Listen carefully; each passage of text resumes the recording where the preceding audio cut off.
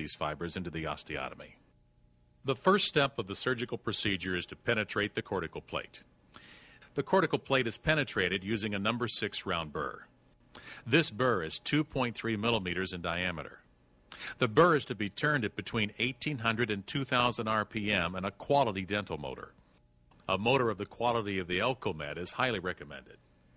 Since the precision of the osteotomy is of particular significance in the success of the Endopore implant's ability to integrate, the dental motor becomes of prime importance. Note that the surgeon is turning the burr at maximum RPM prior to placing the cutting edge of the burr against the bone. This will allow for less tendency for the burr to skid or skip over the surface of the bone. The cortical plate of bone is often quite dense, so control of the handpiece for this step is important. The depth of the penetration of the number 6 round burr is only as deep as the depth of the cortical plate. In most instances, the surgeon will feel the drop through the cortical plate. The next burr used is the pilot burr. Note that the burr is marked at 5 millimeters, 7 millimeters, 9 millimeters, and 12 millimeters to equate to the 4 lengths that the Endopore implant is available. The pre-surgical film showed that there was bone available to adequately house the 4.1 by 9 millimeter Endopore implant. Note that the surgeon is running the pilot burr at the recommended speed of 700 to 1000 RPM. The speed of this and all subsequent burrs is vital to cutting a precise osteotomy. Note the pumping action of the handpiece as the depth of the osteotomy is increased. This allows for the adequate irrigation of the osteotomy to reduce the heat that has a tendency to build up, as well as allowing the bone that has been cut to be flushed from the surgical site. There is a tendency for inexperienced surgeons to slow the handpiece while they are analyzing the position and angle of the osteotomy they are cutting. This slowing is similar to letting off the accelerator of an automobile when encountering heavy traffic. In the case of an osteotomy, however, the slowing of the handpiece while the burr is still cutting will increase the chance of the burr chattering and therefore cutting a less precise osteotomy. All osteotomies should be cut at the recommended RPM throughout. If the surgeon finds the need to analyze his progress, the handpiece should not be running at any speed. The next step is to position the paralleling pin.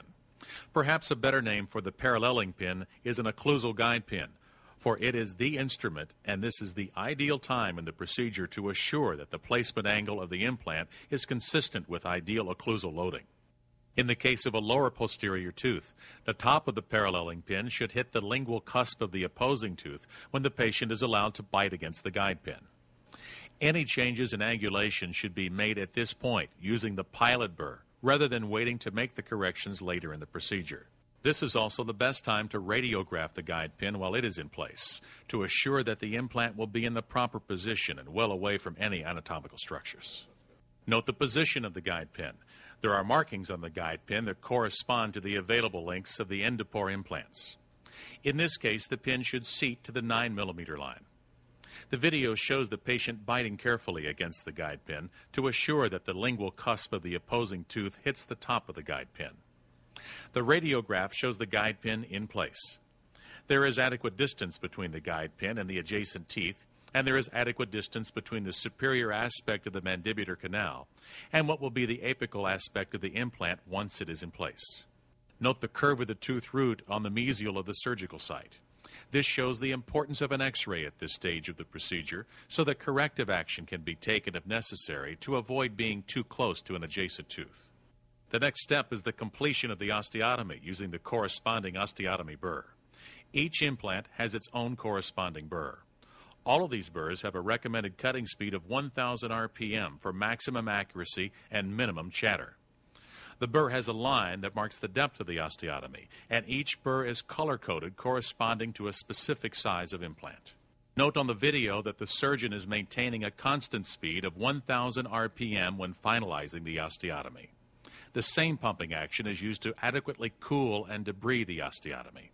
The line on the final osteotomy burr determines the depth of the osteotomy.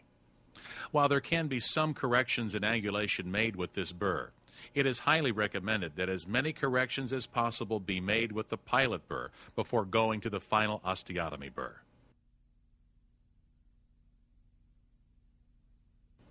The preciseness of the angle and the depth of the final osteotomy are verified by the trial fit gauge. As with the osteotomy burrs, the trial fit gauges are color-coded to correspond to the available endopore implant sizes. Since the implant used in this surgery was the 4.1 by 9 millimeter endopore implant, the corresponding trial fit gauge was selected to verify the completed osteotomy. The video shows the placement of the correct trial fit gauge. The trial fit gauge should be snug and fully seated. Any movement of a fully seated trial fit gauge drastically reduces the chance of the implant integrating. Once the trial fit gauge assures the completion of a correct osteotomy, the proper implant is taken out of the sterile packaging and is placed into the site. Depending on the density of the bone, the implant should seat to within 2 to 5 millimeters of the total implant length. If the trial fit gauge seats correctly, the surgeon can be assured that the implant will seat once it is tapped upon. The tip of the tapping instrument is seated into the hex of the cover screw, and with a gentle tapping, the implant will fully seat. Care must be taken to assure that all of the beads are beneath the level of the bone.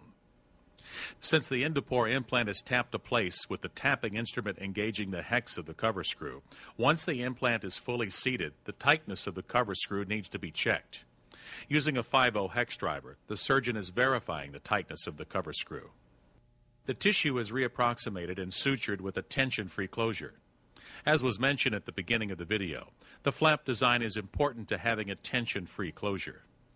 While there are various suturing techniques, perhaps the best technique for this type of surgery is the horizontal mattress. You will note that when the suture is pulled tightly, the internal aspect of the flap reapproximates with more surface area and apposition than would be available if the flap was closed with an end-to-end closure. Once tissue closure is completed, a final postoperative film is taken to check the final positioning of the implant.